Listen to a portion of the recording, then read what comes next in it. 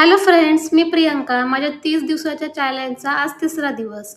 Good morning. आज सकाळी उठली, त्यांना टिफिन दिलं. तरी आम्ही दोघांची भांडण झाली होती. तरी पण टिफिन दिल्याशिवाय मला काय होत नाही. म्हटलं बाहेर खातील उगाचच कसं असतं काय, म्हणून सकाळी उठून त्यांना टिफिन दिलं आणि मग परत येऊन झोपली. मग परत सकाळी 7:30 वाजता उठून माझं सगळं आवरलं. माझं अंघोळ वगैरे आवरली.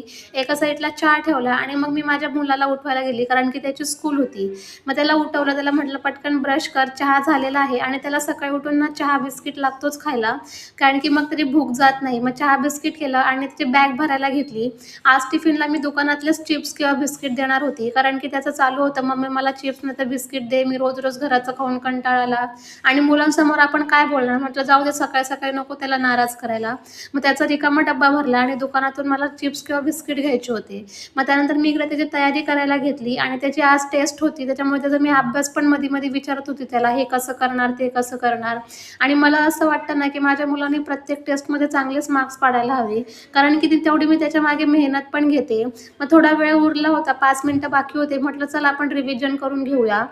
मग त्याला मी सगळे प्रश्न विचारत होती, म्हणजे डिक्टेशन होतं त्याचं, फक्त त्याला वर्ड्स विचारणार होते स्कूलमध्ये. आणि ते पण मी शेवटी कंटाळली, कारण की तो खूप कन्फ्यूज झाला होता. मग म्हटलं जाऊ दे, चल जेवढं येईल तेवढं लिही. आणि मग त्याला मी स्कूलला सोडायला गेली आणि घरी आल्यावर मग माझे सगळे सकाळचे कामं बाकी होते. म्हटलं चला आता घरी आली आहे, सगळे सकाळचे कामं करून घेऊया. मग कामाला सुरुवात केली, कारण की आता इथून पुढे तर पूर्ण दिवस कामातच जाणार होता. तर असं होतं माझा आजचा दिवस. भेटूया उद्याच्या व्हिडिओमध्ये. त्यापर्यंत बाय.